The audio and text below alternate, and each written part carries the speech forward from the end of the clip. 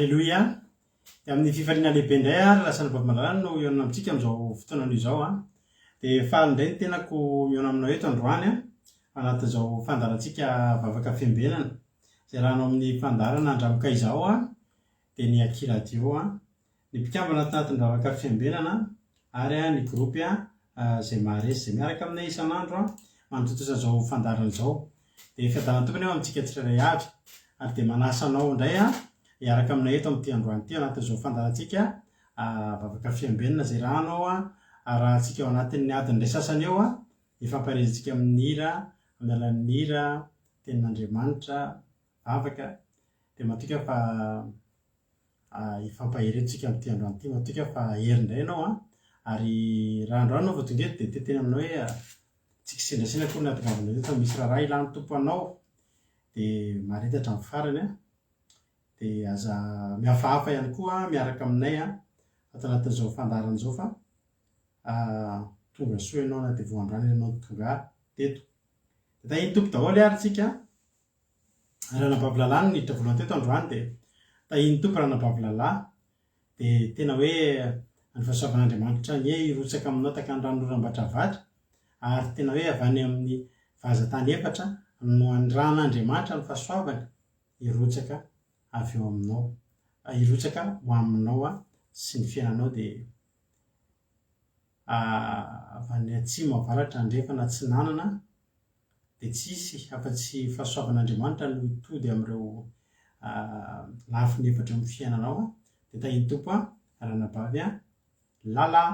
Dia mahereza tahiny tompo Ferana Rakoto narakaraka azy tao, Lavolitina, Erika Raka, Marijo, Kodanela, Erika, Marina Tiana, Lavolitina, Angela Io, Rodine Marie, Marina Tiana, Sandola, Zamina, Itody, Raonso, Zizi Carla, artisanay de Madagasikara, Angela Io, Kadaka Malala, Ando Andry, Verselina, Marijo, Kodaleoni, Azaska Patitsy,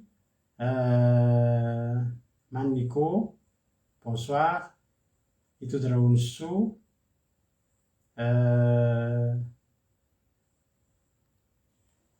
Itody Raonso, izy teo.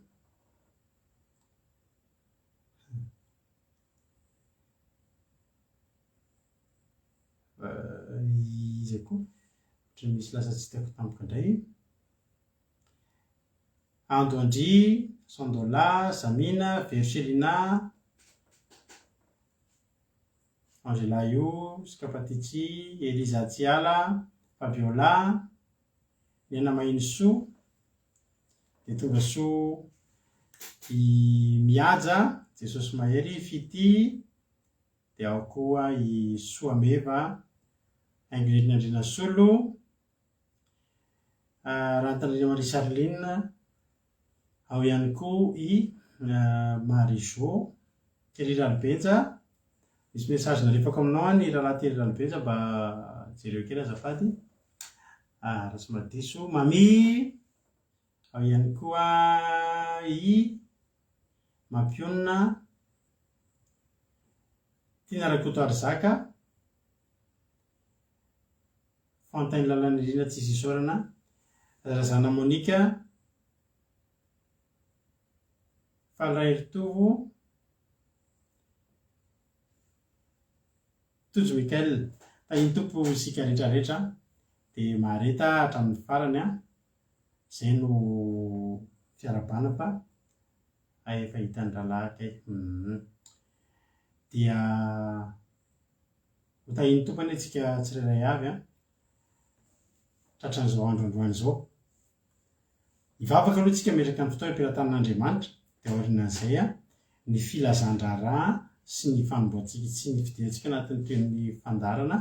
Androany ny ekipa miaraka amiko eto dia nivavaka fanombohana raha navavintsika Angela avy any Chine.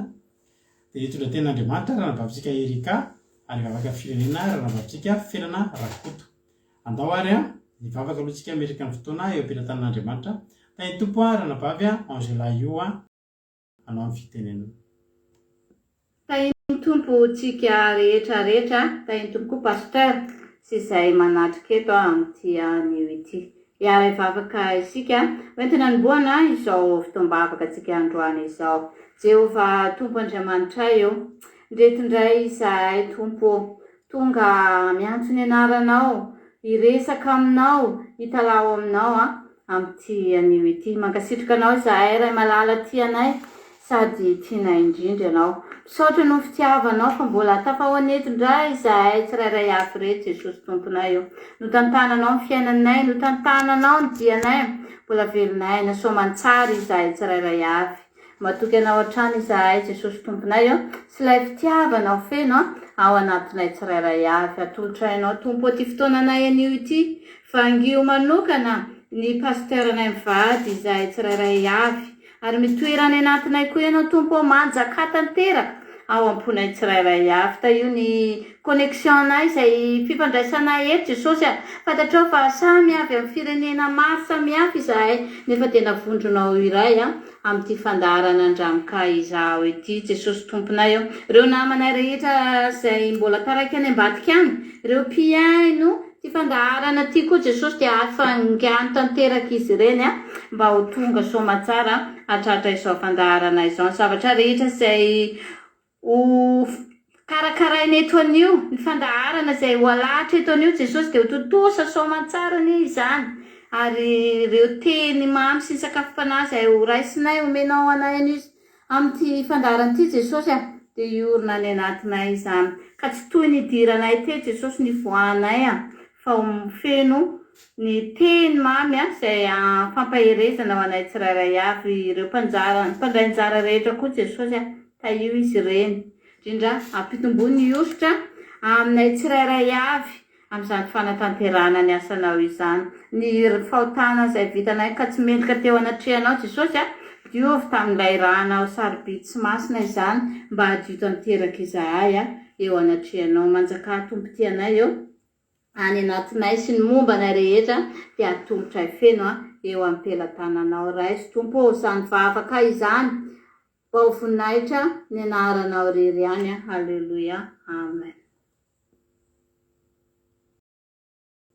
Halleluia. Mankasitraka ny ranavavitsika angelantsika tao anatin'izay vavaka fanomboana izay matsiro sady manaitaitra tsara mihitsy dia misaotra indrindra ranavavy Angela ary dia Andriamanitra manakirapasavana maly fitianao tamin'ny asa izay vitanao. Zareo moa zany vao ifo any moa tsika ty efa tory rehefa avy eo dia ando andry Eliana Tsiry Amboaramielina Lantondrina Mamy Sirandry ireo mbola tsy narabaiko teo tonga soa nareo dia mareta hatramin'ny farany. Halleluia. Androany moa tsika dia hiany tenin'Andriamanitra tsika rehefa avy eo fa milohan'izay aloha dia hieno hira isika. Halleluia. Hieno hira tsika ary ao anatin'ny tiritena miomana tsara maka baiboly maka toerana tsara fa hiditra amin'ny toritentsika oriny an-tiriteny. Androany tsika no misakafo farany. Halleluia. Anao izay tsy mbola mahalala misy amintsika mantsy tsy ohatra tsy maraka programa ihany. Androany tsika no misakafo farany fa miditra fivadikanana 3 andro tsika manomboka amin'ity alina ity.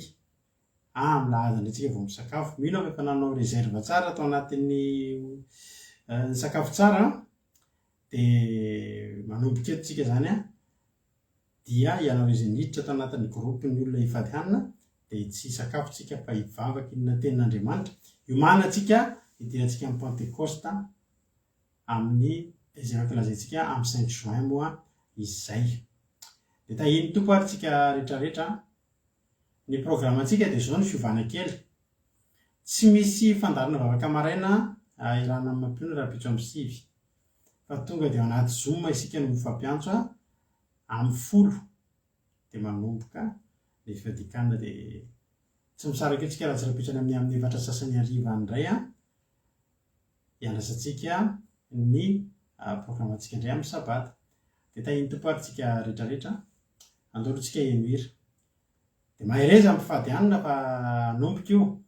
Raha pitso ianao somary mbola tsy dia maninona raha pitso arivo ohatr'izao anao somary enina manomboka mamaivainy anatin'ny vavononao any anatin'ny kibonao ohatrany raha afaka pitsonareo fa mangozozo ny lohalika fa fomba an-javatra zany eo tsika hifampahery dia ta iny tomponareo mahereza ianareo firy mena da moa zany zao nareo no anatin'ny araka aminay anaty zoom raha-pitso ianareo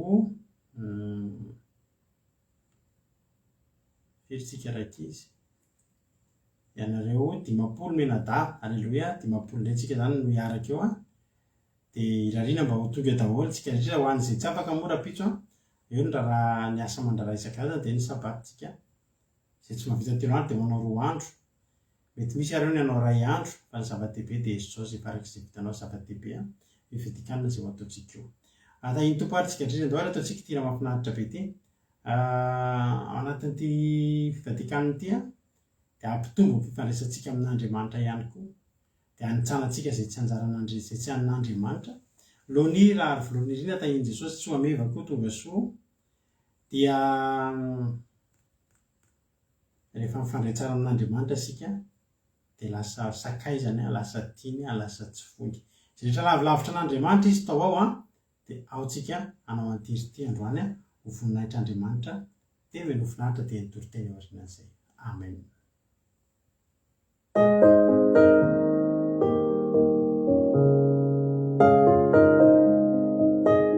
Alleluia. Aminao ilay Andriamanitra tokany irerianao nandratako ny fanahy.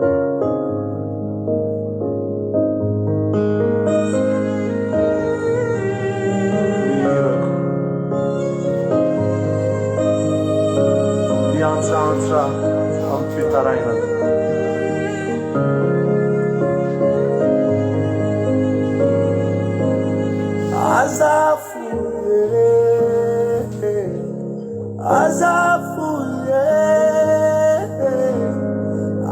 Azafuye fanay fazana kaya nyanya azafuye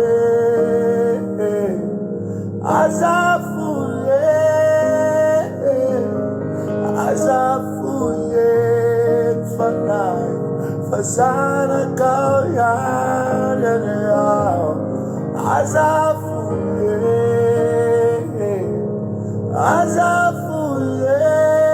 fanay azafuye fazana kaya nyanya Fatima nanao izay ratsy hialako taminao aneo fanitan'ireo didinao tsy manompo Andriamanikava fa tokapo taminao aneo favelomako reteny marinao Tupo tsarova ireo nandehanako teo anatrehanao tamin'ny foko rehetra Tupo tsarovy ireo nandehanako teo anatrehanao tamin'ny foko rehetra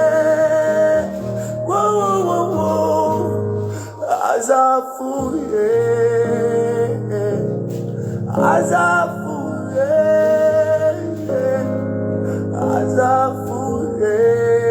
fanay fazana kaya nyanya azafuye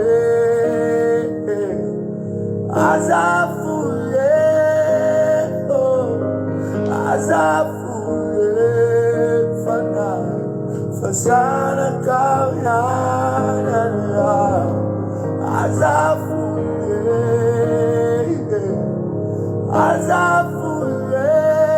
fanay azafuye fazana kaya nyanya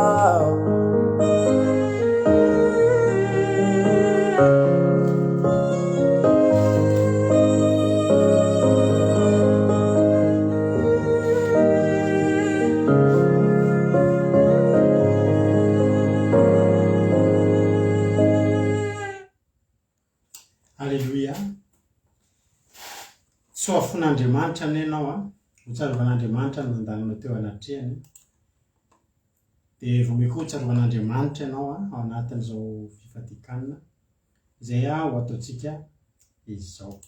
Zava-dehibe io zava-dehibe io ary sady homanantsika hamitsanantsika izay rehetra tsy an'Andriamanitra izay mbola petipetina mba hahatonga antsika anatin'ny hoe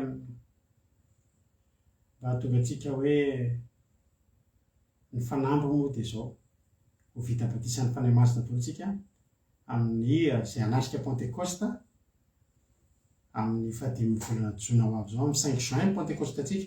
Zao dia efa mampandre anao hoe ny Pentecoste antsika ny alahady dia tsisy inona ho hitanao eto amin'ny live eto fa ny anaty Zoom antsika no ho anao ankoatranareo izay ho avy ety izay mety ho avy ety atokantrano dia anaty Zoom ny raha antsika.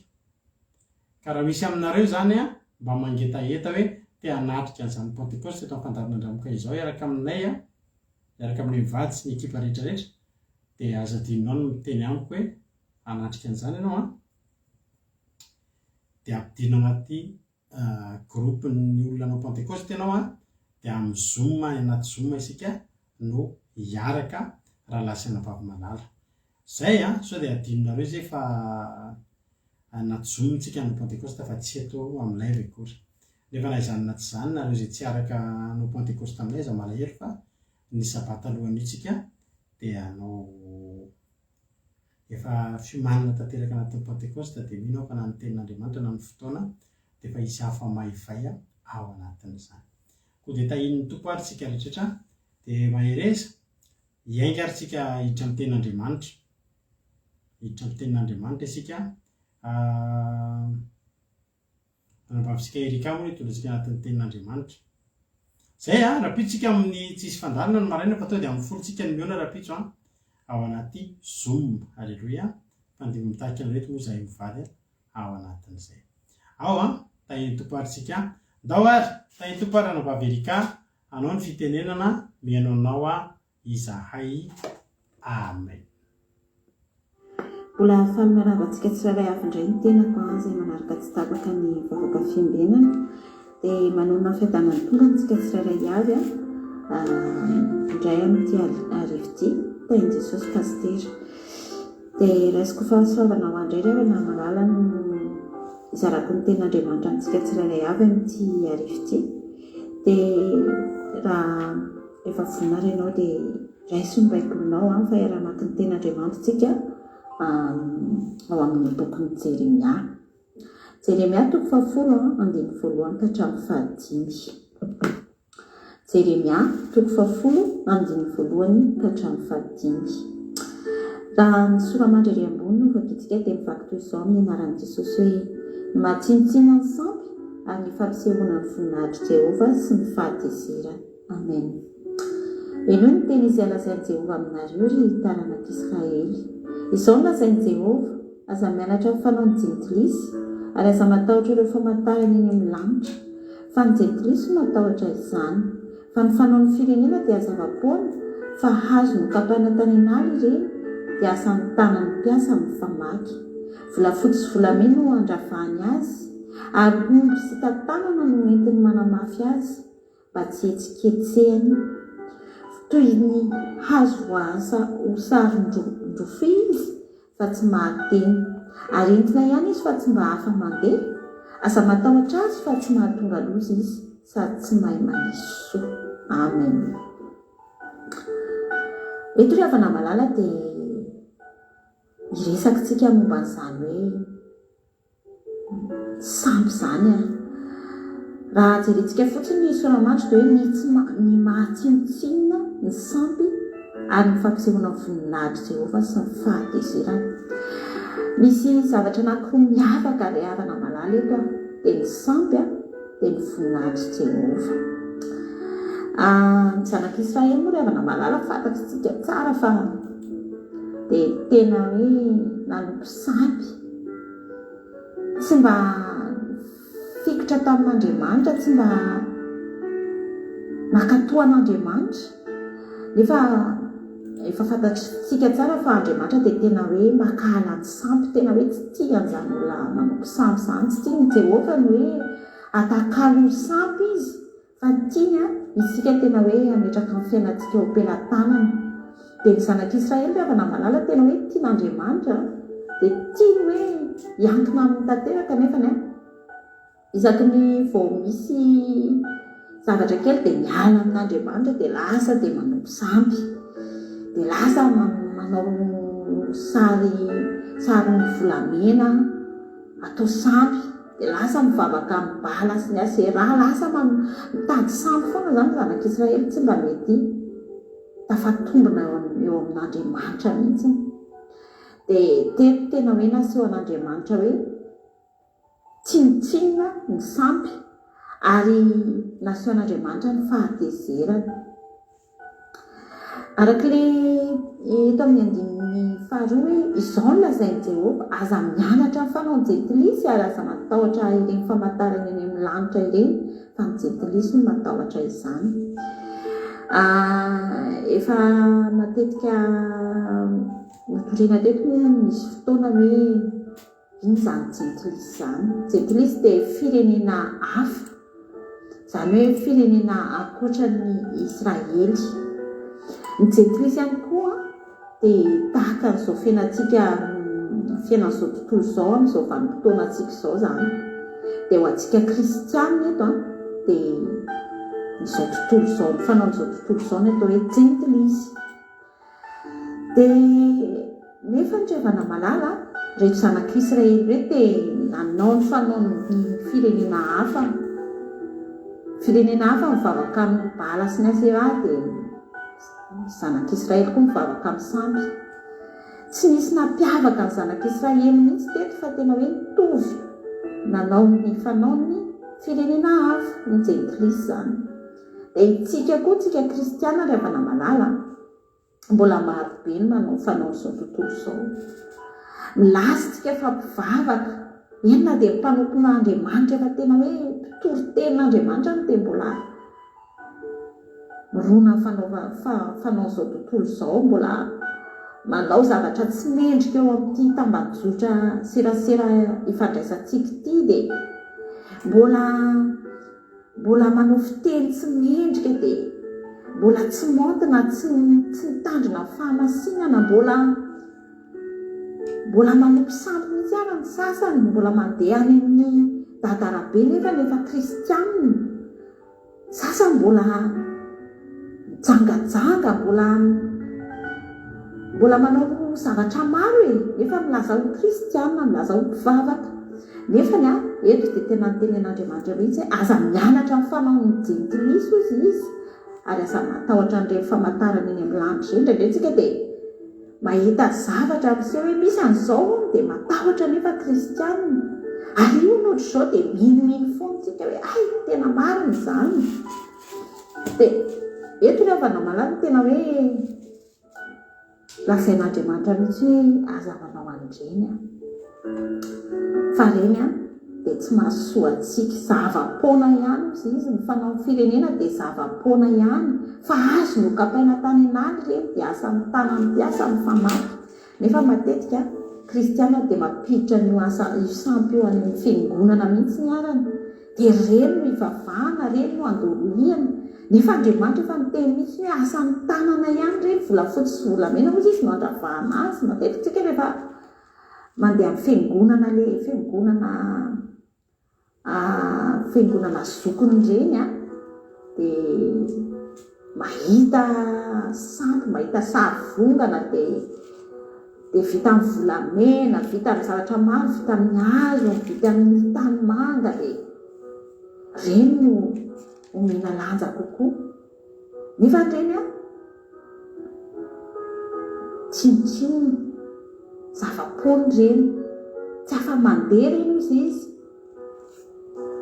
tsy mahay mamisoa reny, fa mahatonga loza eo amin'ny fiainanao ny fanomponao sampy rehefa malala, ary tsy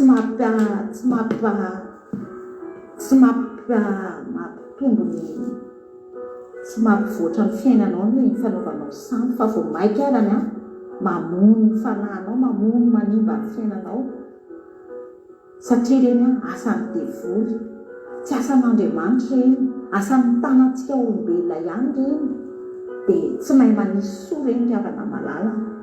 Fa Andriamanitra dia miteny mihitsy fa reny dia tsinotsino reny, zava-pony reny, tsy tokony hitokiana, tsy tokony hivavahana. Nefa tsika matetika dia tena hoe mandeha amin'ireny mivavaka amin'ireny, mandeha amin'ireny sampy reny tsika.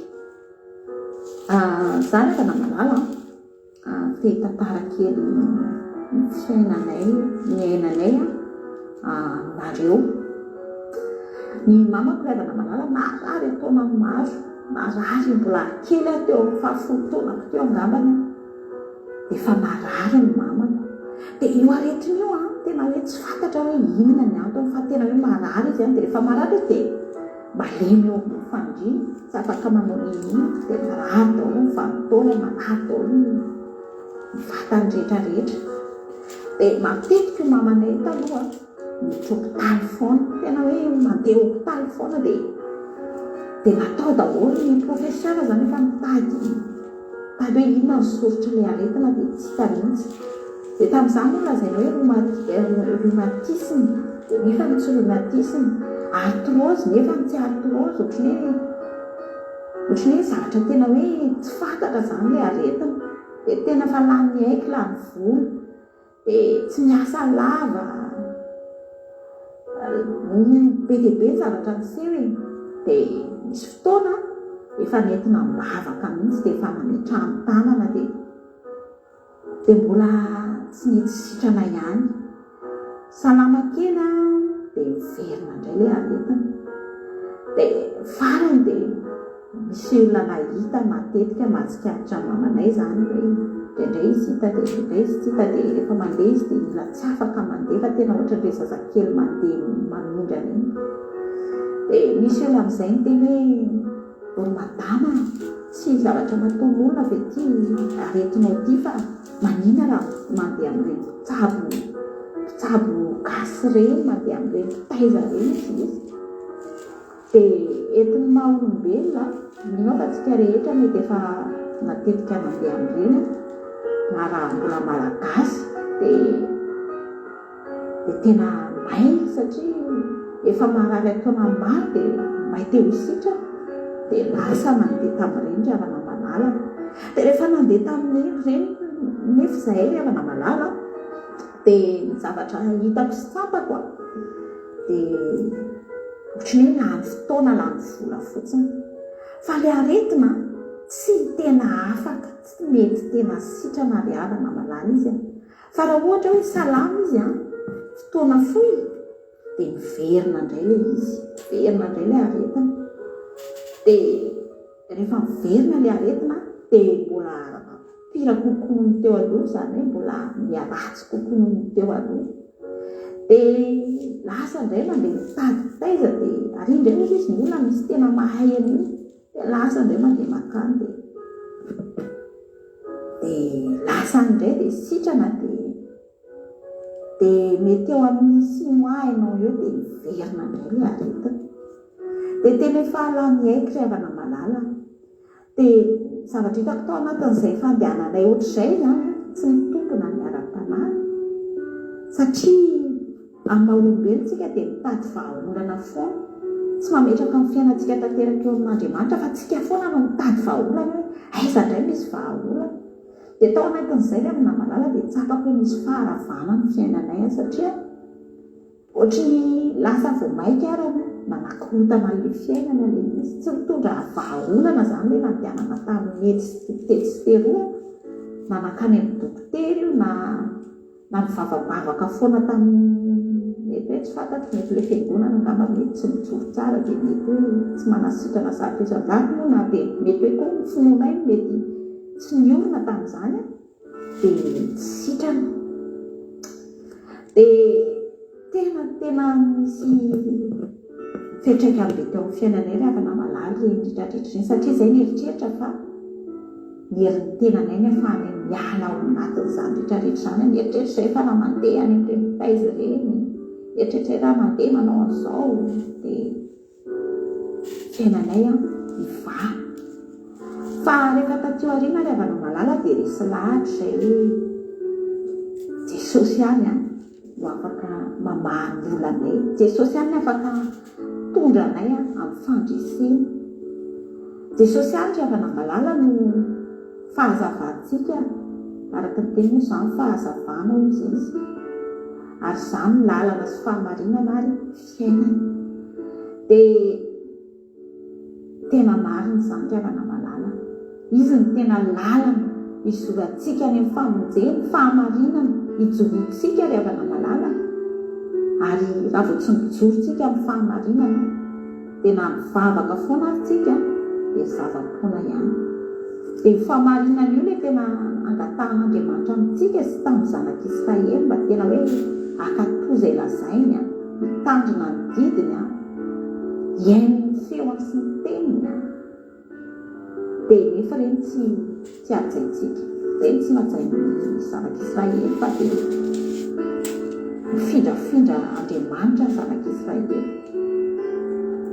dia ireny nefa mampalahelo an'Andriamanitra satria tsy tiantsika ho veritsika zana, tsy tiantsika hijaly fijaliana ireny aniry havana malala zany hoe tsy ainanao faharavana zany ao amin'i Jesosy tsy zany ry havana malala, ao amin'i Jesosy tena hoe fahasoavana, fitahiana, fifaliana, fiadanam-po nefa tsika indraindray mitady sy zavatra be azahoana ny zany rehetrarehetra izany nefa raha vao mandohalika fotsiny ka miantso ny anaran'Andriamanitra dia mankatoy izay lazainy tandrina ny didiny dia tena ho azonao daholo izay tetavinao rehetra, izay tetavinao tany mitoeran-kafa dia ho azonao maimay foana tsy takalina any amin'ireny mpitaiza sy manompo samby ireny ry havana malala dia misy takalina raha ohatra ianao ka omeny harena androany dia mety anay ny rafitra araka ny misy fiteny hoe mandoherana dia tapany dia mandoherana izy izao fitenena dia tsika koa ry havana malala tokony tena toky amin'Andriamanitra fa ho ao amin'ireny ihany mba ahafahantsika mandresy dia lesona tiako ambara eto dia hoe mifikiran'Andriamanitra ary io daholo ny sampy rehetrarehetra izay mety ho sampy eo amin'ny fiainanao fa manatona fa izy ihany manafitra sy hamonjy anao dia voninahitra ao an'Andriamanitra rery ihany fiadanana ho antsika tsirairay avy izay mino dia mankasitraka antsika tsirairay avy mino fa nandray fampianarantsika nandray lesontsika tamin'izany toriteny izany dia tahin'i Jesosy daholo tsika rehetra. Amen. Alleluia, tena nandray misaotra azy tsika misaotra ny nanavaverika tanatin'izay tenin'Andriamanitra izay nentinao izay dia Andriamanitra manakile mpasaovana ne hamaly fitianao ary hanonitra ihany koa ny fotoana very sy ny hery laninao fotoana laninao anaovanao an'izany toriteny tena mahafinaritra be izany hotahian'Andriamanitra ny tsika tsirairay avy ary Jesosy hamaly fitianao dia hanandratra anao foana izy dia ombanao foana izy amin'ny asan'Andriamanitra izay ataonao dia mitombo fahasoavana mitombositra dia tahian' Jesosy ranabavy Erika. Tsara be ny resantsika an'ity zavatra ity androany satria resaka fampotsampotsika fa izao ny zavatra mba remarkeko ary somary mampalahelo anay mivady misy miresaka dia izao voame zao ny sampy amin'izao andro efa hoe hatrintsika andro mazava be andro hoe andro ny fandrosoana izao mihitsy ny olona ny verina voame verina daholo miverina manompo sampy antony maro no mahatonga an'izay antony maromaro ao aloha ny olona ohatry ny mieritreritra ny olona hoe raha ivavaka ohatry ny elaela ohatry ny ela be zany vavaka izany ohatry mitaky zavatra be dia be Andriamanitra aza manao an'izao aza manao an'izao andao to dia any amin'ny sampy tsisy zavatra tandremanao zany hoe manaova zao diso hevitra ny olona fa be dia be zavatra tandremana any za aloha isorofan'Andriamanitra za mbola tsy nanompo sampy ary mbola tsy niditra tamin'ireny dadarabe sy ny sisy ireny isorofan'Andriamanitra zany fa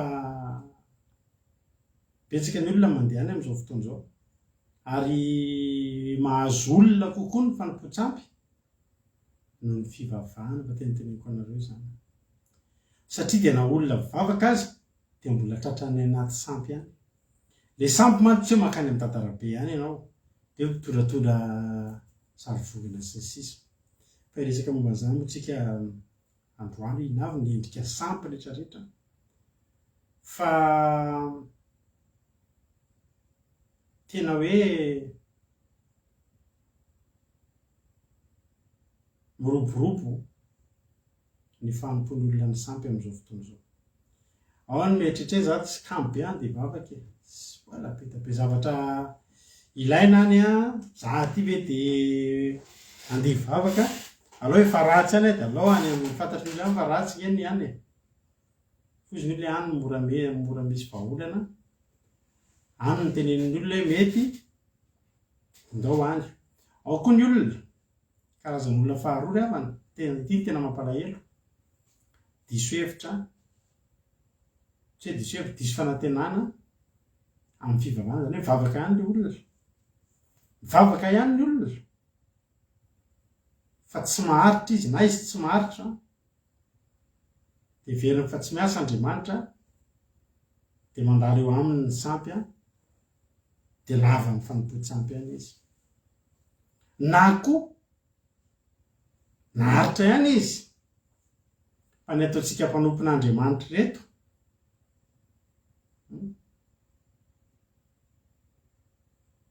dia afa-baraka ny filazantsara eritreretin'ny olona fa tsy mahomby amin'ny fivavahana toy ny olona aleoko manompo sampy efa zaozao ve izy efa impirina monjy seminaire zay efa impiry nampanantena impastera zay hoe miliara ohatra na hoe voninahitra be sy ny sisa fa tsy hitako ihany aleoko manompo sampy fa tsy mamoaka raha to amin'ity fivavahana ty any ny tena zavatra mampalahelo ny fanompo-tsampy nefa ry havana dia io ny tena Andriamanitra ao amin'ilay Jeremia 10 teo andininy voalohany hatramin'ny andininy fahavalo ny soramany dia tonga dia zao hoe ny mahatsinotsinona ny sampy ary ny fampisehoana ny voninahitra Jehova sy ny fahatezerany ny mahatsinotsinona ny sampy dia hoporofona aminao eto androany fa dia tsinotsinona ny sampy ary androany ianao io mety misy olona eto any tokantranony any mbola mitazotazona endrika sampy dia androany ny fotoana hanesoran'Andriamanitra anao amin'izany. Alleluia. Andaontsika hamaky ten'Andriamanitra. Eny ny teny izay lazain'i Jehova aminareo ry taranak'Israely, izao no lazain'i Jehova aza mianatra fanaon'ny jentilisa. Any amin'ny misy soratra telokely io dia dikan'ilay telokely io didy. Zany hoe aza mianatra ny didin'ny jentilisa. Ary aza matahotra rehefa matarana any amin'ny lanitra fa ny jentilisa no matahotra an'izany. Fa ny fanaon'ny firenena dia zava-poana fa azony kampaintana an'aly reny dia asa tanàna mpiasa mifamaky vola fotsy sy volamena ao amin'ny andravahany azy fantsika sy maro azafady ombo sy tantanana no entiny manamafy azy mba tsy etsiketsehana toy ny azo voasana ho saron-drofia izy fa tsy mahateny ary entina ihany izy fa tsy afa-mandeha azo matahotra azy fa tsy mahatonga loza izy sady tsy misy sady tsy mahay manisy soa. Alleluia. Amen.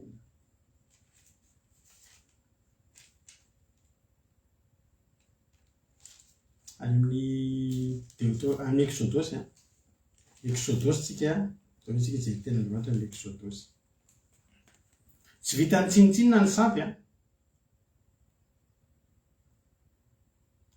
verentsika ifantsika somary toy avy eo. Tsy vitany hoe tsinitsinina ny sampy ry havana malala fa tena tsy tian'Andriamanitra. Sady efa tsinitsinina zany ny tsy tian'Andriamanitra. Exodosy 20. Ny nanomezan'Andriamanitra ny didy 10.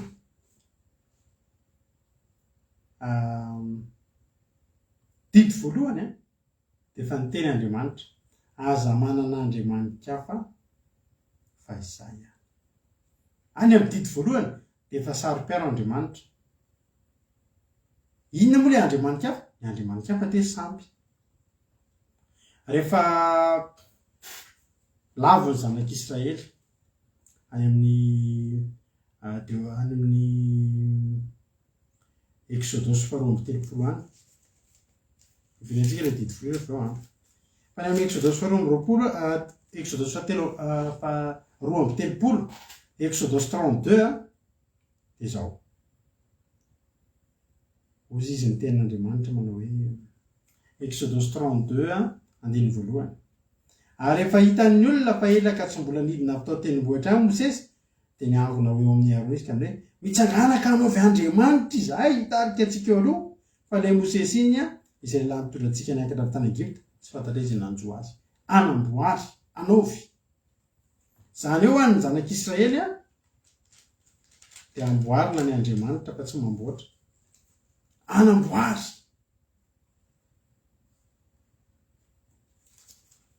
Ary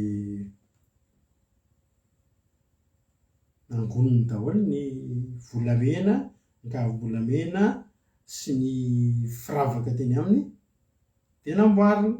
Dia jerena tsara ny sampy aloha voalohany indrindra mahabanky ropotra. Ianao aza sodokan'ny olona manompo sampy manan-karena izany fa anahoelana hoaingana dia tsy maintsy hahantra-padirana ovan'ireny olona ireny. Tsy mitondra harena zany ny sampy. Mba leo fahantransika fa andao nompo sampy dia azo vola ianao fa tsy hanan-karena. Ary dia tena nitaranakao rehetrarehetra anaty ozy ny fahantrana. Ny sampy any am-boalohany fotsiny vao andehanao an'ilay sampy ohatry zareo dia efa nanaraka aloha ny teny an-tanana. Ny sampy mampahantra. Eritreretina fotsiny hoe Andriamanitra manome antsika fa ny sampy indray antsika no manome hanamboarana anazy. Manaraka daholo ny volamenanao sy ny rehetrarehetra mahabanky ropotra amin'ny fanompoan-tsampy. Ray aloha izay. Dia antsika ilay Exodosy 20 eo. Any am-boalohany Andriamanitra dia miteny aza manana Andriamanitra hafa fa izahay ihany. Andiny faharoa, andiny fahatelo azafady amin'ilay Exodosy 20. Didy faharoa.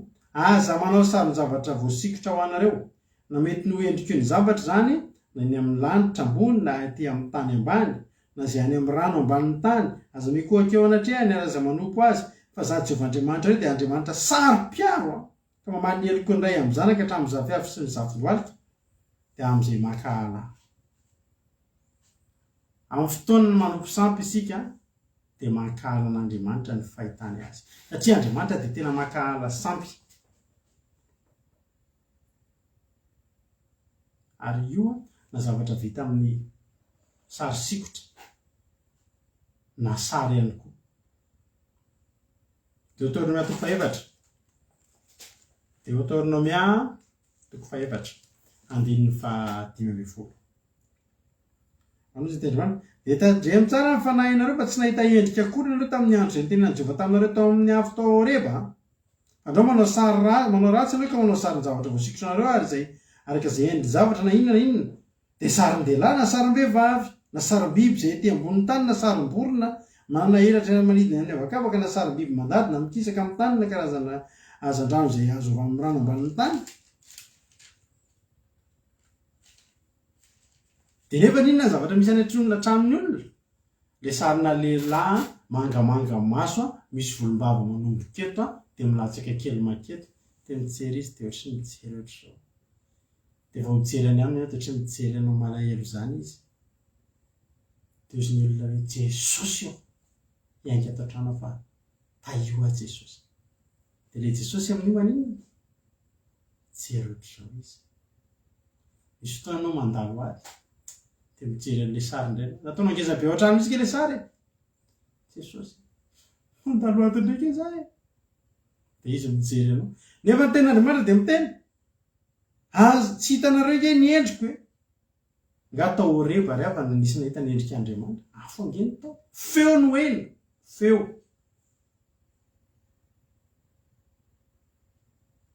iza nilaza tamintsika hoe iny lehilahy iny ny Jesosy na andro resy olona tohana be zay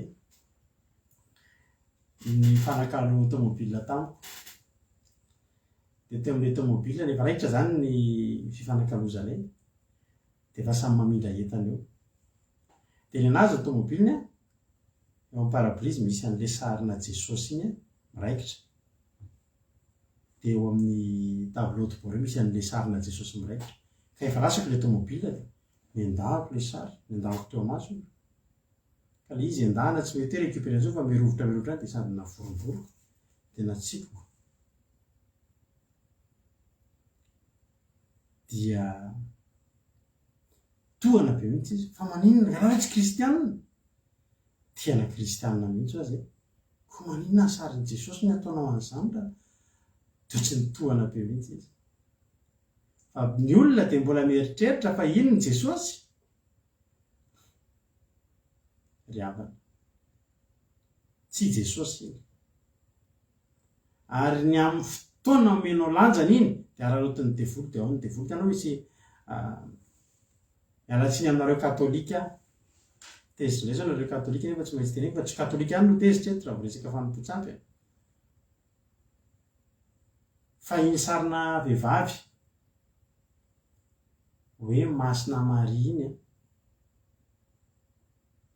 voalohany indrindra tsisy mihitsy tao amin'ny baiboly hoe mivavaha amireniny Jesosy nareo zany Jehovah-Andriamanitra zany Andriamanitra reo izy Andriamanitra de reny ny katolika rehefa tenena nareo tao mivavaka amin'ny Maria tsy mivavaka zany zay fa mba maraja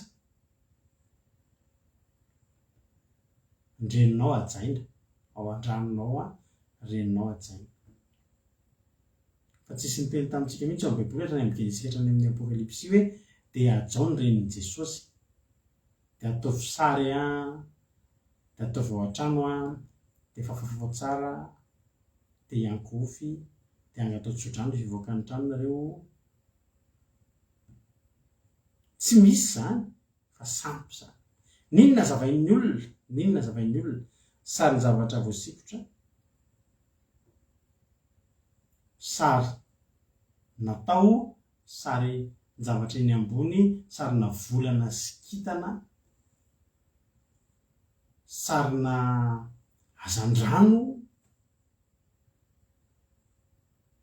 sy olona mivavaka amin'ny zazavavindrano tsy haiko zao na nefa ran'le ramatoa anankiray hoe mitaiza zazavavindrano a Madagasikara zay ry havana malala tsy vitany tsinitsinina ny sampy fa tena halan'Andriamanitra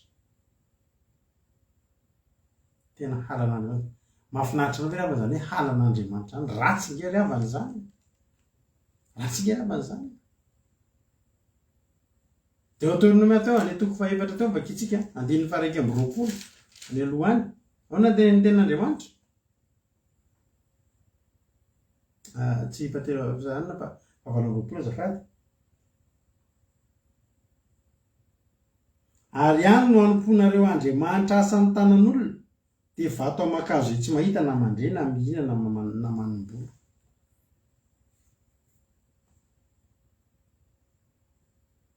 de io amin'ny olona sary vongana ivavahan'ny olona tandremana tsara mihitsy so de dominy sakaka menjera parasaka de fafana fa tsy mahay manadio tena ny atsika ny Andriamanitsika izy manadio atsika halleloia izy manadio atsika amin'ny fahotantsika izy mamafa atsika amin'ny fahotantsika manasa ny fahalototsika fa ny sampy na i Maria na Josefy na i masinda-Paoly na masinda izy io de izy ny fafana Andriamanitra manirina ry havana ny sampy izy ireo mbola fafana de atao amin'ny toerana sura so de enjera tonga de vaky izy nivavaka amin'Andriamanitra mora vaky tsy mba zay zany ianao manomboka androany raha mena ty fandaranty anao aza tezitra raha mivavaka tamin'ireny ianao fa tonga ny fotoana nitsian'Andriamanitra anao tonga ny fotoana nitsian'Andriamanitra anao esolo ao an-tranonao izy sarina lehilahy tsy fantatra vaiza fantatra aby izy hoe avaiza avy any États-Unis izy misy ale mpanao filma Jesosy reny de iny ny alain'ny olona sary de zarazarainy de iny ny vavahanao nefa iny ary olona mivoaka sigara impirina anambady misy fotoana iny milalao film action hafa mihitsy de tsy Jesosy le izy am'izay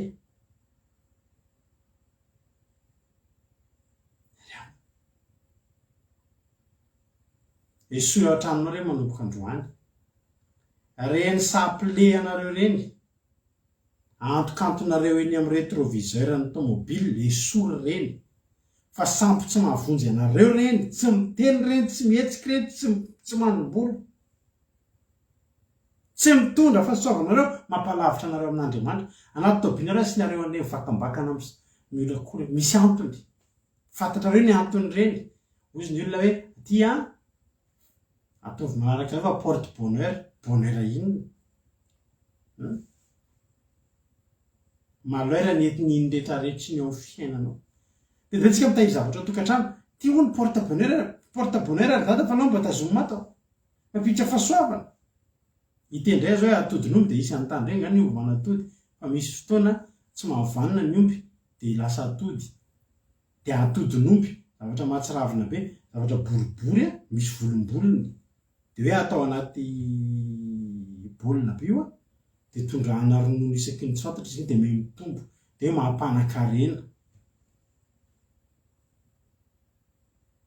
de mampame an'izy nefa varotany olona izy ity zany mba midiko 75 ty mba midiko 750 000 inona io atodin'omby fa mampanan-karena tonga anao de milliardaire vao mahazo an'ity de ho amidiko 750 000 be ndra milliardaire maha milliardaire ana iariavana malala nataon'ny zanaka Israely le sampy de io ny volamena am'zareo ihany ny ery ambony ery tsisy nina etiny ny tonga avany Mosesy sao de mipotipoteha amin'ny Mosesy le Andriamanitra iza nivavaka amin'Andriamanitra iza ry afaka nivavaka amin'Andriamanitra mora potipotehanao ohatr' zany tsy tsika zany ataovy amainina ary tena teteny aminao androany hoe fotoana androany do elatsika reny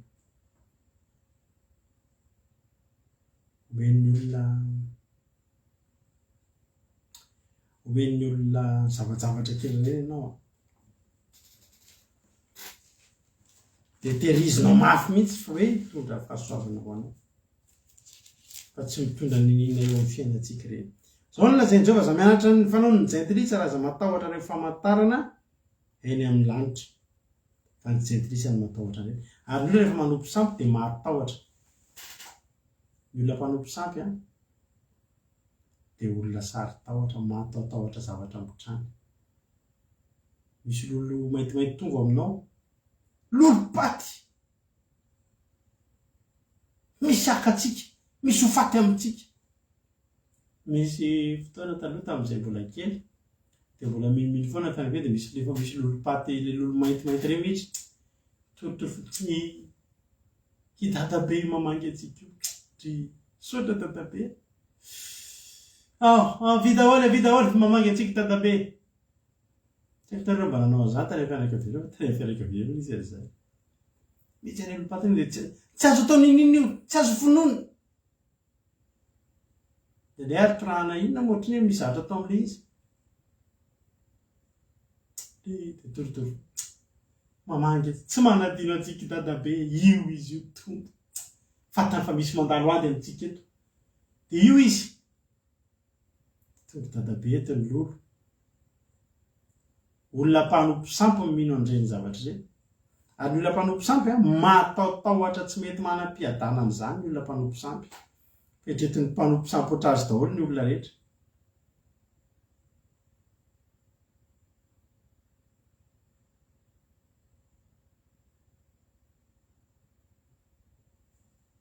ho ten'Andriamanitra hoe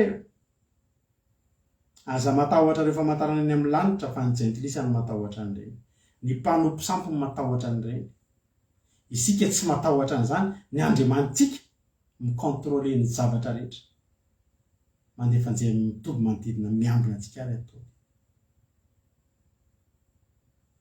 Fa ny fanaon'ny firenena dia zava-poana any amin'ny Jeremia 4:7 io a. Ny fanaon'ny firenena dia zava-poana, eto ndray zao nareo dia misy tesitra itenenako an'ity zavatra ity. Inona moa zara tenen'ity Jeremia 4:7? Fa ny fanaon'ny firenena dia zava-poana, fa azon'ny kapaina tany anala ireny, dia asa tanany mpiasa amin'ny famaky. Vola fotsy sy volamena ny ravahany azy, ary omby sy tantanana no entiny manamafy azy mba tsy hetsiketsehany, dia toy ny azo voasana ho sarin-drofia izy. Mahafantatrareo inona io? Sapin de Noël izay ataonareo atokantranonareo rehefa volana Desambra io zavatra io. Hazo nokapaina tany anala, asa mampiasa amin'ny vola fotsy sy volamena ny ravahany azy. Inona ilay asiana an'ilay boule, asiana an'ilay guirlande mamirapiratra, ny sasany doré, ny sasany grenat, ny sasany bleu, ny sasany fotsy ohatry ny vola fotsy. Dia inona tenen'ny tena Andriamanitra? Dia vola fotsy sy volamena ny ravahany, dia omby sy tantanana. Inona ilay omby? Marteau. Dia inona tantanana? Fantsika. Dia iny hazo iny a, satria hazo tsy maniry intsony fa nikapaina tany an-tsaha, dia mba hitazomana an'iny dia asiana an'ilay fantsihana, dia asiana an'ilay fatotra kely iny, dia izay mampijoro azy. Dia iny tsika indrindra taloha, izay aloha efa ela antsinao izany. Fa nareo raha maheno an'ity toro-teny ity, amin'ny Desambra aza manisy ny atokantranonareo tsony. Sapin de Noël zany a, tsisy hidirany amin'ny ato amin'ny Baiboly zany. Mba jereo hoe amin'ny Baiboly nisy inona ao amin'ny Baiboly, fa io no milaza ny io no milaza ny resaka sapin. Dia amin'ny Desambra zany nareo a, irariko mba hamaky ny Jeremia 4:10. Dia fataro fa sampy a iny sapin ataonareo anaty tokantrano. Sampy angina, ten'Andriamanitra nge milaza an'izany. Toy ny hazo voasana ho sarin-drofia izy. Toy ny hazo voasana. Fa ny hazo voasana zany dia voasana avy aty ambany, fa tsy avelanao tapaka izy, dia lasa manome endrika sapin ohatra ny manao ohatra izao iny. Toy ny hazo voasana ho sarin-drofia. Fa tsy mahateny, aretina ihany fa tsy afa mandeha, aza matahotra azy fa tsy mahatonga loza izy, sady tsy mahay manisy soa. Dia faly mihitsika taloha misy an'iny. Rehefa misy fahoriana taloha, ohatra hoe dia fomba volana Desambra misy fahoriana, dia tsy manisy sapin ao an-trano tamin'izany. Dia malahelo mihitsy. Ny olona zao andro misy sapin ny trano, niatsy izy. Takonao na fifaliana manaingo an'iny zany taloha, fa tsara fantatrao manomboka androany.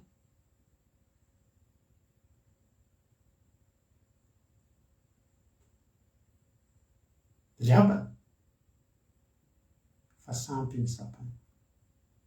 Dadabe Noely zany sampy zany, tsisy ao amin'ny Baiboly zany. Nefa ampidirin'ny olona any am-piangonana ange ny sapin, dia ampidirin'ny olona any am-piangonana ange dadabe Noely. Izay teneko anao hoe ny fanompoantsampy, vao hoe miroborobo izy ny fanompoantsampy, tsisy tafiditra ny fanompoantsampy, afa-tsy ny tokantranontsika. Halleloia. Mety misy olona toana zao maheno an'izany. Da netiko misy teto nisy olona niaraka tamintsika akaiky Desambra, tamin'ny 2020 amby reny.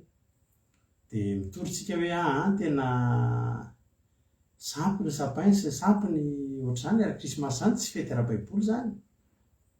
Ny fahaterahan'i Jesosy tsy olana. Tsika afaka mankalaza ny fahaterahan'i Jesosy foana. Fa ny krismasy ho ankalazaina tsy izy, ary tsy izy idiran'ny Baiboly. Dia nialatsy anaraka antsika teto ny olona. Da nitojo iny olona iny. Tena nafanafo be teto mihitsy izy, fa avy nitory an'izay, krismasy tsy izy. Dia niala izy tsy niaraka antsika teto tsony. Nefa tsy manino satria mbola renareo zao 120. Fa ny zava-dehibe mba fantatrareo ilay izy hoe sampy iny. Dia aza manao an'ireny tsony nareo. Fa tsy miteny entina ihany, fa tsy mahavita na inona voame manaratsy ny fiainana ary reny. Ino mahatonga ilay izy manaratsy ny fiainana? Jerenao tsara, ilay izy nge tsy afaka manao na inona ary tsy atahorany. Fa mahatonga ilay fiainana ratsy, ilay Andriamanitra makahala an'ilay izy. dia l'Andriamanitra tsy miasa eo amin'ny fiainantsika. Mpanjaka be ny tany ozy izy tsika atao raha mpamosavy dia feno mpanjaka be ny tany le hazo ohatry ny an'ireny ao an-tranontsika. Raha mba haingo-trano tsotra moa izy manino fa reny zavatra reny dia zao ry havana malala, reny zavatra reny a dia ararotin'ny devoly, ararotin'ny devoly. Mahitsika hoe misy hoay tena tomany mihitsy, misy ranomasy latsaka mihitsy le Maria, le Maria sary vongan'le Maria. Za moa tsy mba mitena zany masin'ny Maria zany izy. Ny masina dia Andriamanitra ihany. Alleloia. Ary mahafinaritra foana hoe le pasitera namako izay izy mody any amin'iny Ambomalaza iny dia misy arehana bus amin'iny Ambomahitsy hoe eo amin'ny Sarimasina. Dia miteny daholo hoe misy miala eo amin'ny Sarimasina. Fa izy rehefa hiala eo dia zao no teneniny, misy miala eo amin'ny Sarivongana e. Sarivongana iny fa tsy Sarimasina. Dia ny olona dia lahatra mijery an'le tany any Meksika moa nisy sarivongana Maria zay dia makeo daholo olona izay malala dia mikasika an'ilay izy hono dia sitrana. Tena ohatra hoe mandalo ady ianao zany dia tonga dia mitomany. Tareo mahatonga an'ireny zavatra hoe misy an'izany hoe ranomasy milatsaka sisa satria ararotin'ny devoly. Ararotin'ny devoly satria ianao vonona nompo dia ararotin'ny devoly idirana eo amin'iny zavatra iny ary tena lasa misy heriny ilay izy. Azonareo? Fa ny devoly ny zavatra entin'ny devoly moa tsisy zavatra tsara na ray ary dia mitondra inona mody zany olona? Mitondra zavatra ratsy mody. Mitondra zavatra ratsy mody. Andriavako malalako. Izy ny Isaia 7. Isaia 7 andininy 12 ka hatramin'ny 12. Fahavalo ka hatramin'ny 20. Ozy Andriamanitra eto. Isaia 7 andininy 12 hatramin'ny 20. Ko ampitovinareo amin'iza moa Andriamanitra ary endrikinona no hampanahafinareo azy. Ny mpiasa manao sarin'ny zavatra nidina ary mpanefy volamena mametaka tekela volamena aminy sady manao tongalika volafotsy anidina izay malahelo ka tsy manan-katerina dia mifidy hazo tsy mety olo ary mitady mpiasa mahay zavatra mba hamorona sarin'ny zavatra voasikotra izay tsy ozongozona. Izay manan-katao zany a dia zao ny ataony. Asiany volamenany azy ny sampy. Fa izay tsy manan-katolotra dia mitady hazo eny dia mitady mpandrafitra mahay mba hanaovana Andriamanitra tsara. Ahoana ny ahafahanao mino fahitanao iny nefa ianao ihany ary namboatra an'iny. Misy olona mivarotra mba hamidy sarina Bouddha, le labodabota kely mipetraka iny. Leo angamba le olona fa tsy mitondra ny inona eo aminazy le izy dia amidy. Amidy Andriamanitra amidy. Andriamanitra tsy efikasy fa namidy dia antsika tsy amidy zany. Alleloia. Ary Andriamanitra dia tena saro-piaro amintsika ry havana mana. Any amin'ny Efesianina 5 misy tena Andriamanitra vakiko aminao manao hoe Efesianina 5:5 manao hoe tsy fantatrareo marimarina fa fantatro verimarina fa samy tsy manana lova amin'ny fanjakan'ny Kristy sy Andriamanitra na ampijangajanga rehetra na lolombe davety na ny olona mierina. Na ny olona mierina zany dia mpanompo sampy. Aza mety ho fitahan'olona amin'ny teny foana ianareo fa zany zavatra no mahatonga amin'ny fahatezerin'Andriamanitra amin'ny zanaky ny tsy fanarahana. Ko aza mety piombona aminy ianareo. Aza minamana amin'ny mpanompo sampy ianao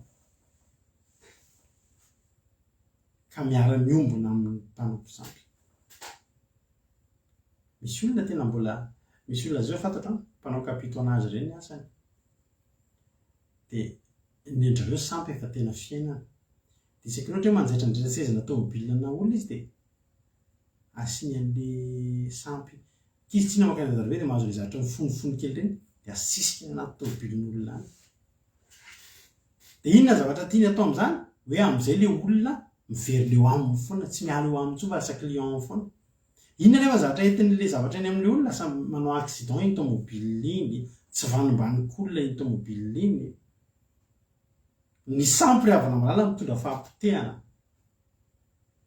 Mitondra fahampotehana. Misy mpivady zay tena nahavariana anay reto tantara reto. Mpanompo sampy iringirina izy mivady. Dia misy tantara be mpitaizana zareo. dia nanao poulet de chair ry zareo. Ahoana tata, ahoana kaka, mba hiainga izay hanao poulet de chair fa mba hoe tsy ho zany mpitahinao e. Dia sikidy eo ilay rangahy dia ampitolay zavatra milo ty dia ararao eo amin'ny poulailler zany, eo amin'ilay tranon'akoho, reto rano reto ararao amin'ny sisi-trano ohatra atao fa misy zavatra be dia be asiny atao. Dia nanomboka tokoa. Firy mora mampionina anisan'ny akohan'ireo olona ireo Andriamanitra eko plus izy fity mbola vidy amina rivorivony poulet de chair. Dia faly iry efa be dia be ny poulet de chair miompy akoho. Inona ny zavatra mitranga ozy zareo? Avy ny orana. Misy fahagagana be ty izay mbola tsy henonareo ty tantara ty fa zay variana tantarain-jareo an'izy. Ny tranon'akoho an'zareo ambony toerana, ambonimbony toerana zany. Avy be amin'izay ny orana. Tena variana dia zao miakatra ny rano. Tena zava-mahagaga zany ozy izy mivady rehefa mijoro satria izy mivady lasa mivavaka hoe zava-mahagaga ozy izy zany zavatra mitranga zavatra tsy vola hitanay hatramin'izay iny ilay rano miakatra.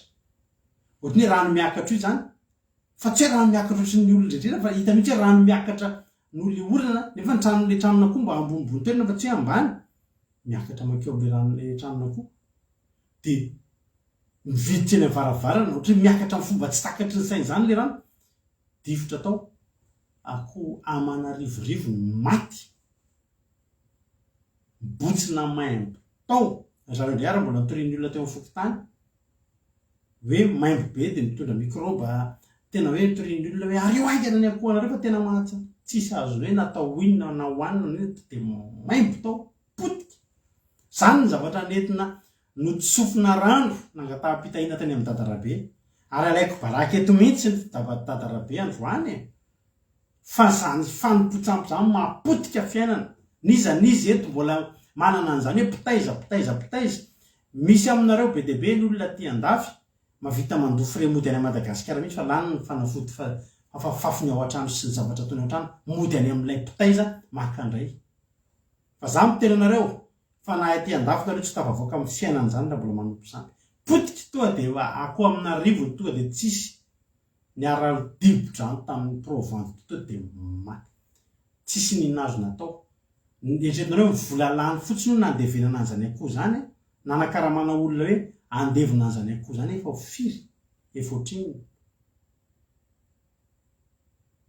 Zany ny vokatry ny fanompoan-tsampy zany ravana. Aza mety hofitahana amin'ny zavatra amin'ny teny foana ianareo. Abrakada masina, foa masina. Aza manaiky fitahana amin'izany nareo. Dia inona zavatra andraka? Dia mbola tsy tonga saina ihany. Dia tena tsy nahomby iny fa aleontsika mijery zavatra hafa atao. Dia lasa indray niposa vola be teny amin'ny banky, dia nividy minibus, dia nikarakara licence sy ny sisa hanao taxi borosy. Dia ny fotoana hiasana voalohany hoe andeha hanao taxi borosy nakao amin'ny kiaky indray. Ahoana ary kiaky mba tsofy rano zay, tsofy rano pitahina. Fa andeha hiainga androany zay voyage-ny voalohany andeha hampiasa tomobily. Dia izy ilay Dadarabe mandehana sady efa manao rakitra eny, manao mitondra zay zaka ihany mandehana fa melo lalana anareo za mihitsy no melo lalana anareo eny amin'ny lalanareo eny ozy dia matoky. Inona zareo ny zavatra nitranga? Mitondra voyageur io lehilahy io miaraka amin'ny tomobile ho avy nividiana tany amin'ny route nationale ny Majunga tany, nanao accident. Tsisy tapaka ny frein-ny tomobile, nanao accident. Naratra daholo ny olona ato anatiny, nisy olona maty, nisy olona voadona maty. Saiky ny gadra fa vola tsy vola ny nalain'ny olona taminy tomobile potika. vola tsy vola ho onitra sy ny sisa sy ny sisa nylain'ny olona nefa inona zavatra mba nateny andreo idada rabe ikaiky mero lalana andreo zany ny devoly rehefa mero lalana ray mana zany ny devoly rehefa mero lalana ary isampy miparitaka hatramin'izao tsika miteny zao efa tenanareo foana misy an'ireny le vakambaka nataon'ny olona vakan'ireny de malaza mihitsy tondra fahasoavana de misy an'ireny le bracelet izy ohatry ny fingotra menamena de miteny anareo fa sampy reny fa reny sampy reny sampy ny dadarabe le manao kiloty fohy sy marantrahantra any Madagasikara le amtrano malotoloto fa dadarabe avoleta indray de misy mpitaiza olona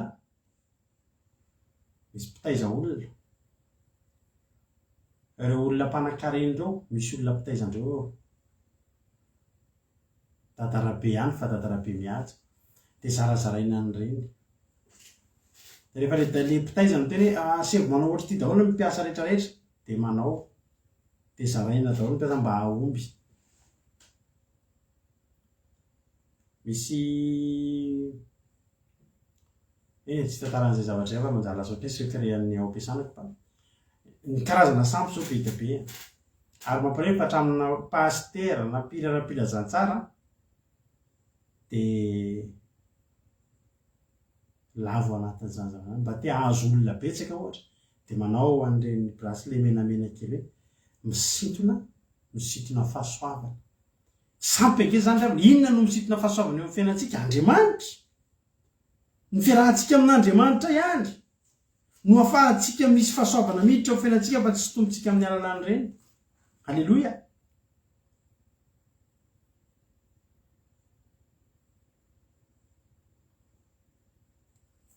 aza miombona amin'ireny ianao izy ny ten'Andriamanitra ary tandremantsika mihitsy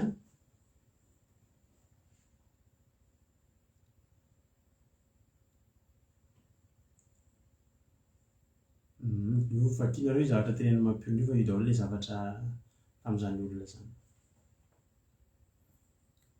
ny fanompontsampy ry havana tonga de mahapotika ary hitondrana ozina manaraka hatrany amin'ny taranaka faramandimy miaraka ny tenin'Andriamanitra amin'ny Exodus 22 tena hatrany amin'ny zafiafinao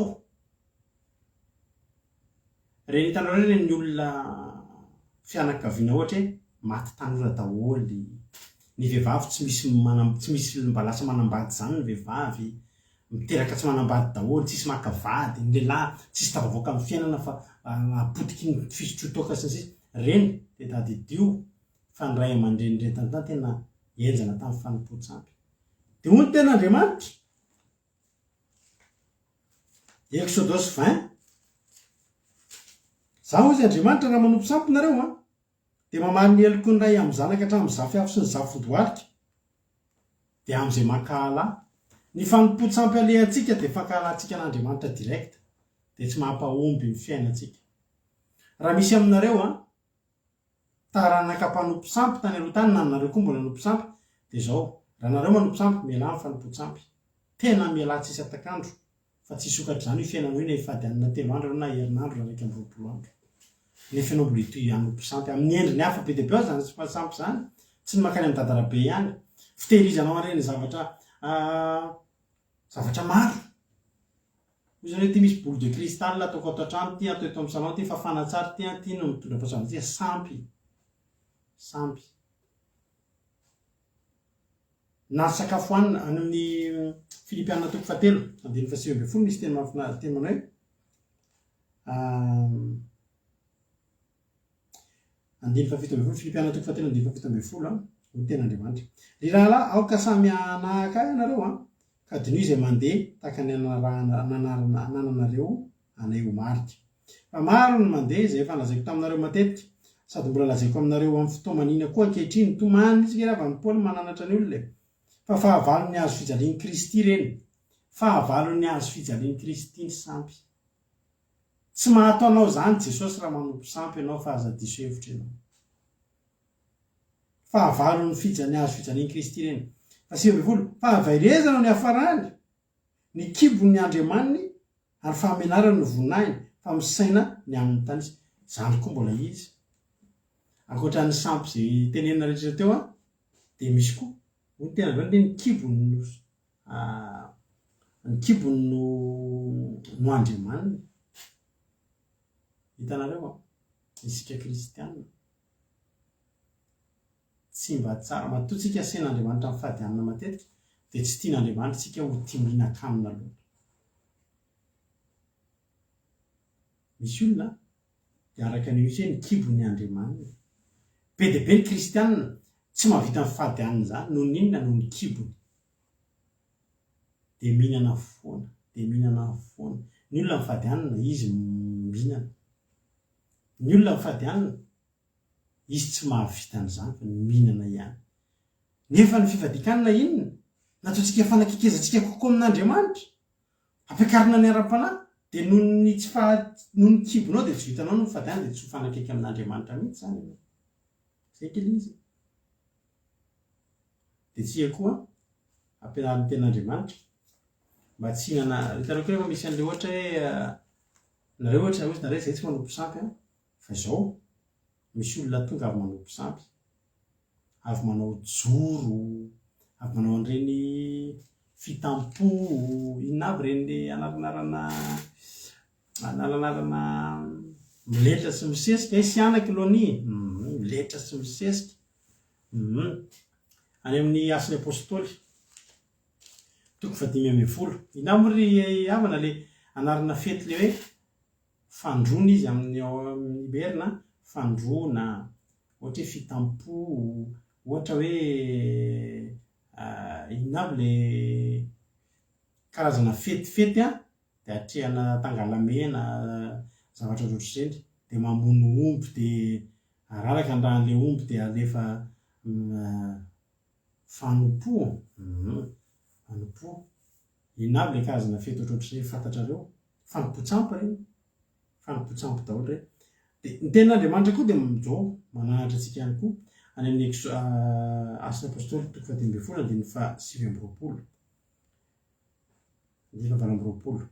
fa sitraky ny fanahy masina sy izay ny ampitondra hita mavesatra ho anareo afa-tsy zao zavatra tsy maintsy hotandriaman'izao ihany de nifadinareo ny enaterina amin'ny sampy sy ny ra sy ny zavatra kendaina ary fitsangatsangana raha mahatandry tena hifady nareo de hosoa veloma ianareo alamady reny alamady be fambiazana fitahina hoe savatse reny zany a fanompo-tsampy ary reny a misy an'le omby vonoina iny de alaina ny rany de ohatra raraka tsy fantatra atao amin'le sorona zany tsy azotsika atao mihinana n'ineny iny fa ineny iny de naterina tamin'ny sampy raha mihinana an'iny zany tsika de miray am'ireo olona nanompo sampy reo de mifangaro amin'ny any de miaraka amin'ny any de tsy azotsika atao ny mihinana ny hena avy am'ireny tsy azotsika atao ny mandefa fandraisan'zany ohatra toka zany ry dadandry avy any ambanivohitra ry dadaivo de aizany anjaranareo fa de amadiky tsika aizany anjaranareo fa de anao an'le sorona ery amin'ny anitsika saindry aloha de tsy anompo sampy zany tsony zay alefa soa ny anjara volanareo fandraisana anjara raha mandefa volany koa ianao de mpiara-miombolinantoka ianao de manompo sampy any ianao de aza manao an'izany zany koa mahatonga atsika tsy mihinana zavatra kendaina inona avy ny zavatra tsy alatsa-dra de kendaina de maty sobakaka ny bitro ny saka ny zay ny ten'andriamanitra ny fadinareo ny enaterina amin'ny sampy sy ny ra tsy akoa tsy mihinana ra keny tsika boudin reny tsika tsy mihinana an'ireny tsika mamono akoho nareo de ario ny rano fa tsy andrahoana hohanina ny amin'ny ra ny amin'ny zavatra kendaina ary ny fitsangatsangana de mila matandry tena ami'ireny tsika ry avako ozy hoe be de be izy zany Zany ny anisan'ny zavatra tsy mahamora ny manompo an'Andriamanitra. Ary raha fivavahanao amin'Andriamanitra no afangaronao amin'ny sampy, dia aleo indray tonga dia manompo sampy. Raha miteny anao mihitsy. Raha mbola tsy tapa-kevitra mihitsy ianao fa hoe sady hanompo an'Andriamanitra mbola hanompo sampy kely ihany, dia za miteny anao mandehana manompo sampy. Fa raha tia amin'ny fivavahana no tsy ahitarirana aty ianao. Satria Andriamanitra makahala ny fanompo-tsampy, dia tsy fanaraka mihitsy ianao sy Andriamanitra mazava ho azy. Dia tsy iray fo, tsy iray saina, tsy fankaty amin'Andriamanitra, tsy sakaizan'Andriamanitra zany ianao raha manompo sampy, fa za miteny anao fa elao ny fanompo-tsampy. Mino aho fa voarainao zay rehetrarehetra zay. Tsy mahasoa antsika ny fanompo-tsampy. Tsy miteny reny, tsy manao ninina, tsy maharo reny. Ataovy any am-paosinareo ty miaro anareo. Tsisy zavatra maharo antsika fa tsy ny tana maherin'Andriamanitra ihany. Ry afaka malalaka. Mino aho fa voarainao zany a, dia mahereza ary matoka fa amin'izao andro efa akaiky fiavian Jesosy zao, dia samy anala ny sampy. Raha mbola misy ao anaty tokantranonao miantokantona eny reny sarin'ny Jesosy, sarin'ny Maria, sarin'ny iza sy iza reny a, esory. Esory. Mety manana n'iny lakroa misy sarin'ny Jesosy miantona iny ianao, dia isa-maraina raha menakavy mandoarika anao hoe esory. Fa sampy reny. Ry havako malalako. Ho tahiny tompony antsika tsirairay avy. Dia ataontsika tery hoe mety misy amintsika tena diso fanantana mihitsy hoe zay ve zany tena tsy azo atao daholo e. Dia mitady isendoatra ny fo, mitady ho tezitra ny fo, nefa dia teniny inona moa? Dia tenin'ny fahamarinana nge zany tantarainanao zany. Tsy zavatra foronina zany ary fitiavana anao izany rehetra zany. Ary io ny fanompo-tsampy a.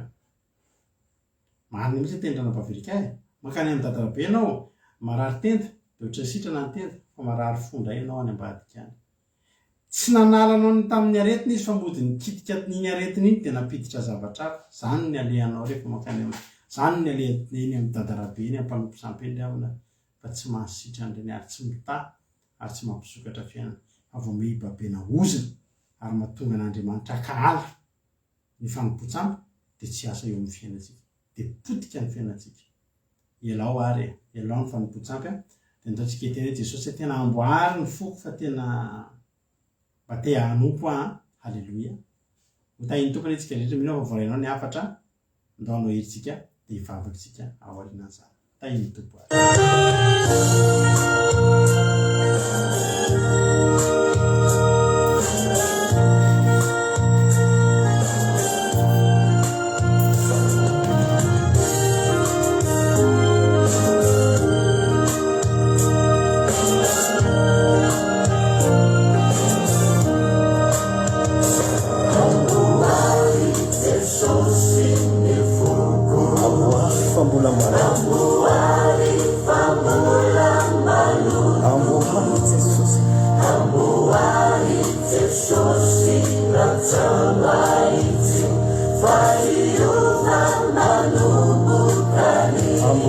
Jesosy ny foko. Amboary Jesosy ny foko. Amboary fa teo mpanompo. Amboary fa teo mpanompo.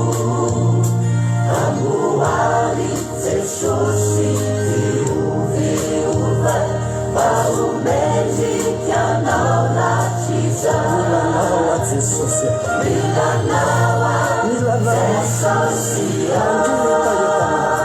Milanawa mangetaheta milanawi panai ukawawadi umetesa anjaya nami milanawa Jesosy milanawa Jesosy milanawa mangetaheta milanawi panai ukawawadi umetesa anjaya nami milanawa Jesosy milanawa mangetaheta fanao midina Jesosy midina tianafika anao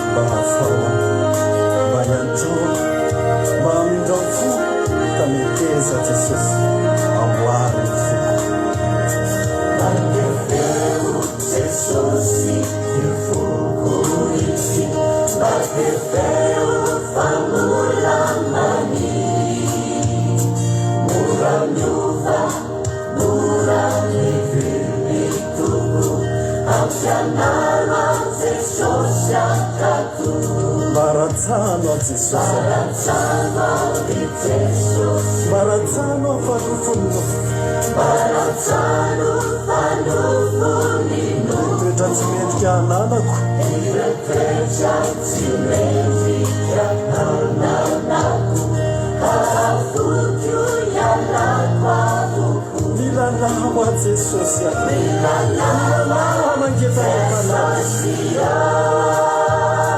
milalao mangetahekana fanako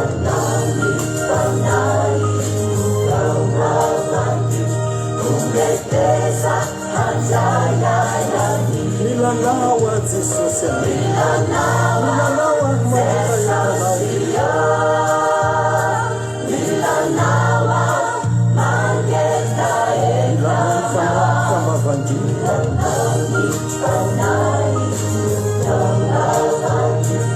umeteza hajayayani milalao fanako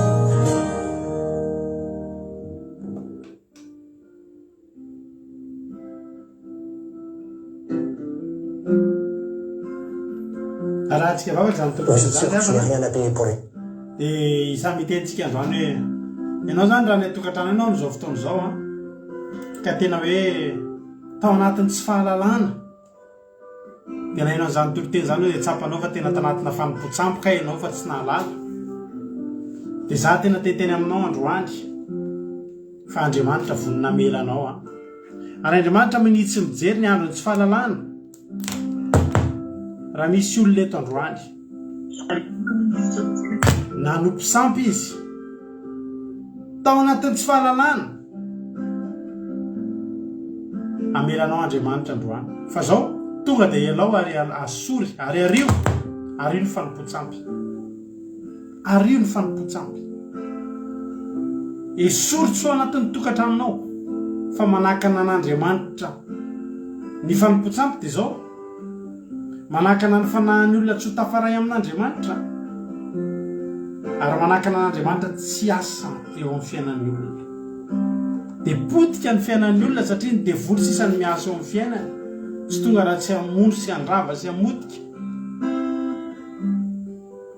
misy fotoana ianao miteny hoe mba delivrena fa satria mety tena mandalo ady foana ny fiainanao mety tsy délivrance tsony ny ilaina fa ny sampinao dory ny sampinao ario reny zavatra rehetetinao hoe ty mitondra fahasoavana ty porte bonheur ty ohatrao poteo dia ario fa Andriamanitra ny avin'ny soa rehetrarehetra eo amin'ny fiainantsika avana malala dia androsony fiainantsika sotranao zay Jesosy tamin'ity fotoana androany ity mideranao zay ary makalaza ny anaranao zay dia manome voninahitra anao satria lehibe sady tsara ianao Andriamanitra voatory teto indray ny afatrao ary matoky a Jesosy malalo fa niza tonga teto izy androany dia nahitsinao tampitiavana to anatin'izany toriteny zany Jesosy io ahitsio zahay ahitsio fa fotoana mbola fanitsinana izao Andriamanitra dia reseo lahatra raha misy olona eto mainao zao fandarana zao nefa mbola anatina fanompontsampy ninona endrika fanompontsampy dia mba hialana zany mba hidirany amin'izany fiainam-boninahitra fiainam-pahasoavana miaraka aminao Jehovah'Andriamanitra satria fiainana tahin'ny tananao ny tahinao izay tsy manompo sampy Andriamanitra fa mivavaka aminao Andriamanitra velona Andriamanitra mahery Andriamanitra tsara misaotra Jehovah'Andriamanitra dia raha ny ady zany misaotra sy voninahitra anao efa hatramin'ny taloha ka ho mandrakizay Jehovah'Andriamanitra tsy toa hiaingy zay ankehitriny hanomboka ny fivadikanana mehoery hoe tanjaka Jehova mba hafitana sy hatotosana ihany zany ary tena hita sy atsapany herinao zay ao anatin'izany. Da izao fandarana izao ireo koa reto olona rehetra tonga teto Jehovah'Andriamanitra ao, ireo olona rehetra zay tonga teto mba haneho zavatra lehibe sy sarim-pantariny ireo Jehovah'Andriamanitra, atao fitsapany fa tsy verimaina no natongavany teto androany, fa atsapany zany herin'Andriamanitra mirotsaka amin'ny fiainany, dia fahasoavana sy fitahiana anaraka azy amin'ny andro rehetra iainany. Mihoatra lavitra izay nieritreretiny raha tonga teto izy mety hitady valim-bavaka, mety nangataka taminao, mety tsy navita ny teny an'izany Kristy fa variana ny hain'ny feonao Andriamanitra, feonao ny teny fa mihain'ny tsara kokoa no ny miteny Jehovah'Andriamanitra. Dia mihoatra lavitra n'izay nieritreretiny anie ho ataonao eo amin'ny fiainan'ny Jehovah'Andriamanitra misaotra raha eo. Voninahitra anao hatramin'izay ary ho mandrakizay dia vozy Satana kosa fa hatrao amin'irano fa kikitsaingo ka anaty litera ray aza tao anatin'izao tenin'Andriamanitra nozarain'izao fa zay rehetra nafafy androany dia moavy zato eny am-pony olona tsirairay avy misaotra raha eo. Amen. Ivavaka ho an'ny firenena ampandrotsika nizokintsika firenena rakoto ivavaka ho an'ny firenena. Tay tompo firenena rakoto. Tay tompo pasteur dia mbola hiaraka ivavaka tsika. Misaotra Jesosy ny amin'ny teninao notoriana teo satria teny mampafantatra anay ny marina sy teny mampahery Jesosy amin'ny tsy tokony hifikiranay amin'ny olona ka tokony tsy tokisanay amin'ny fandrompon-tsampy satria zava-pony ireny Andriamanitra araka ny teninao manao hoe aza manao Andriamanikafa fa tsy izao ihany ny Andriamanitra reo ka tokony fikitra sy hiverina amin'Andriamanitra tsika ary ametraka ny fitokiana ao anaty an'Andriamanitra. Andriamanitra mety mpomay manaiky ny teninao zahay mba azonay manao ny sitraponao ary indrindra angatahanay ny famindram-po sy ny famelan-keloka aminao Jesosy dia hitondranay azonay mbola mitondram-bavaka ny firenenay ny amin'izao takarivo izao Jesosy malala, hitondram-bavaka ny Madagasikara malalanay, hitaraina aminao zahay ny amin'ny firenenay zay tany niavianay Jesosy dia Madagasikara malalanay, mba ho firenena anjakan'ny rary Jesosy sy ny hitsiny indrindra eo amin'ny fitsarana sy ny tribonaly mba hatahotra an'Andriamanitra ny Jesosy ny tompona ndraikitra tsirairay avy isan'ambara tongany ao amin'ny fitsarana mba hanjaka ny fahamarinana Jesosy, mba ho fitsarana tsy voavidim-bola Jesosy, ho fitsarana ijerina dia ny madinika indrindra ary andeha amin'ny fahamarinana.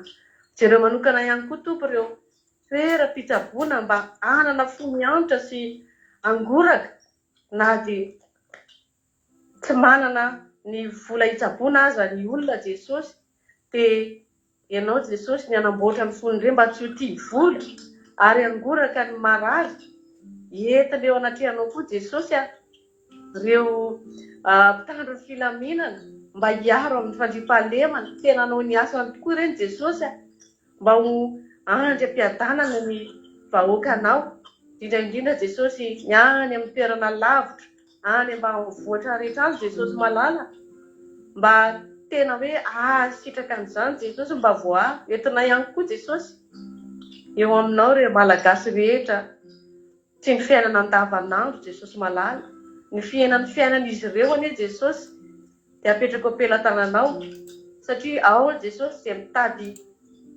sakafo hohanina androany ary mba ho tanteraka Jesosy ilay vavaka nampianarinao manao hoe meo anay io sakafo hohaninay saza ho anay isanandro mba hiainanay tahaka ny olona rehetra Jesosy anie izany satria mbola misy tokoa mantsy Jesosy rehefa oka mahantra izay mbola mitsipoka sy mikaroka fako izay hanina hohanina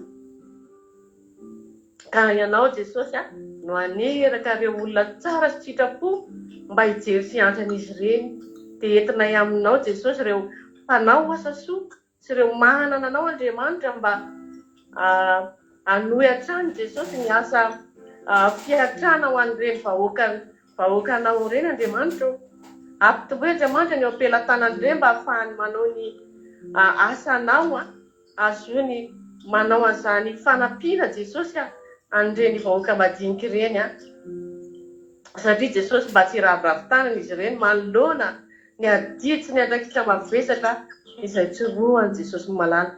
Entiko anatrehanao koa Jesosy ny tanora ho avy ny firenena, satria Jesosy reny Jesosy ny tena hoe andimby ny tsirairay avy raha tsy efa lehibe Jesosy indrindra indrindra ny tanora na ny navita fianarana na ny tsy navita fianarana Jesosy dia samy omena ho anjara asa anjara masoandro ny tsirairay avy reny na amin'ny fameloma-tenany Jesosy eo amin'ny fampandrosoana ny firenena mba handroso hatrany izy ireo ary tsy misy avelanao anina ivary lavo Jesosy ka andeha amin'ny fisotroana toaka na amin'ny fifohana zava-mahadomelona fa ho tanora atahotra anao Jehovahandriamanitra ary indrindra indrindra tanora naja sy amaly-babe na ny ray aman-dreny Jesosy malalo.